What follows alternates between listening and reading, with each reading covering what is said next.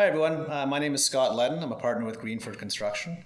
And for those who aren't familiar with Greenford, we're a commercial contractor that has been working in the GTA for 29 years. And one of the questions that we are often asked is, with respect to our experiences, have you worked in a raised floor environment? And the answer, I'm pleased to say, is yes. But I thought it'd be a good idea to have a discussion around raised floors, what they are and how they operate and what the advantages are. So I brought in some experts on the subject, Mike Hinton from Camino Flooring Systems, one of North America's leaders in raised floors, and Rueben Glab is a site manager from Greenford Construction who has tons of experience in the space. So welcome, gentlemen. Thanks so much for joining me. Really appreciate your time here today. Thanks for having me. Thanks, Scott. Pleasure. Mike, let's start with you. Let's go right to the basics. So I thought it would be best to just start right at the beginning. What is raised floor?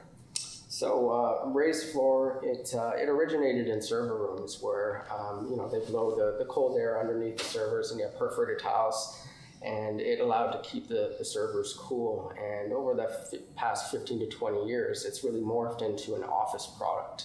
And what we have here is our TechCrete 1250 raised floor system, which is designed for office space. It emulates a slab. It's got that slab walkable feel, and all the M&E is hid nice and neat underneath the raised floor, and it's supported on steel pedestals, and you can have a cavity or raised floor height from anywhere from 3 inches to 60 inches if you want. Sorry, how many inches? You can go as high as 60 inches. We Is that right? do quite a few auditoriums with our system. Up to 60 inches? Yeah. That's incredible. Okay, I did not know that. Yeah. And when you say M&E, you're talking about the mechanical electrical systems are all, so in a traditional building, so let's go back. A traditional building, everything is in the roof or ceiling above the floor tile, above the ceiling tiles. Yep. Why do some buildings go with raised floors? So our sales staff has really done a great job over the last 15 to 20 years by educating the developers and the consultants in the city. And usually once a developer uses our system, they soon become a repeat client because they realize the benefits of the access floor system and the underfloor air. Okay. Well, that brings me to my next question. Yep. What are the specific advantages of the raised floor from a building owner point of view? They're looking, they've got expensive real estate here, they got a piece of property, they're looking at options to build a building, put something together. Obviously, traditional or raised floor, what are the advantages for them of going with a raised floor building? So some of the key advantages, first and foremost, is energy consumption. If you compare an overhead building to an underfloor air distribution, underfloor should perform anywhere from 25 to 35% more energy efficient. Reasons is you're managing much lower fan speeds with the underfloor air. It's a fraction of overhead. It's 0.05 static pressure. Okay. Whereas the overhead, you have usually 2 to 3 inches of static pressure. And that's because if you're sitting in a room and it's coming from overhead, the air's got to be forced down to get through all that warm air that naturally pools above our head. So it's a lot more fan speeds. You also have to deliver the air much colder in the ceilings because, again, you have to pass through all that unoccupied zone before it gets to us. So usually it's delivered in the ceiling at 55 degrees, where it's delivered in our floor system at 65 degrees. That's a 10-degree delta, which is significant on the energy savings. Okay. Air quality, which is probably the utmost important coming out of the pandemic right now. Absolutely. So again, if it's coming from overhead, it's being forced to mix with all that stale air that just comes and pools above our head. If you're delivering at the floor level, it's being delivered right to our breathing zone. It will stratify the spent air, goes up, gets sucked along the ceiling and into the air handling unit to be conditioned. And the third reason would be personal control. So as you see here, we have the access floor panel with the air diffuser. Mm-hmm. And those air diffusers would be cut flush into the raised floor system at someone's workstation. If they want to control their temperature, they can easily reach over, open and close the diffuser. So they have personal control of their workspace. You're not limited to a thermostat that might be 10 feet away from you. So those are the. And how often would you have those diffusers? How many how many feet apart from each other are they? They usually design for 1 CFM per square foot. So the air diffusers are 80 CFM. So a mechanical consultant will do a calculation based on heat load, and they will place them where they need to be. But typically you have one at each workstation, and then in your big boardrooms and meeting rooms, Those will be hooked up to thermostats because half the day they may be empty and need to be thermostatically controlled. Okay. So with all those advantages, I'd love to know, with all the new buildings that have gone up here in Toronto in the last few years, is it fair to say that the majority have gone with the raised floor system? There's a majority of them, especially in the South Core, have utilized our system. Almost every building down there has used our system. That's terrific. And of course, we're living in the building here that has utilized our system as well. Absolutely, and that's why we brought Rueben in here, because Rueben did some work here at this location, and he's worked with the raised floor. So Rueben, when you're at Greenford and we give you a call and say, hey, we just want a job, and it's, by the way, it's in this building, it's raised floor, are you excited by that, or how do you feel about that? I do a little happy dance, Scott. Okay. It is so nice to come into an environment with a raised floor where you're going to be working at things at floor level or just under floor level. It's easier to get the trades in there. I can eliminate lifts. I can eliminate ladders. It's cleaner because you have that constant airflow under there. Yeah. In terms of some of the traditional buildings where you have to do, I would imagine that this removes the need for X-raying, for that type of stuff, going to penetrating the say, slab. Designers love putting things where designers shouldn't put things.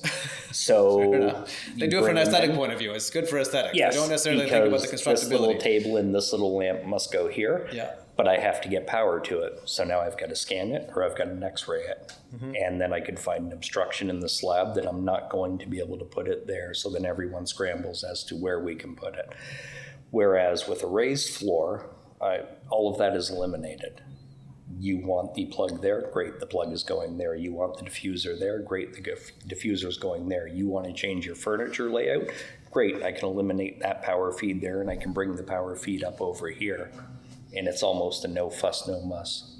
That's great. So it sounds like there's a lot of advantages in terms of air quality, in terms of efficiency, and you just mentioned kind of flexibility. Yeah, you know, the flexibility a lot of, is 10-year leases are fairly common.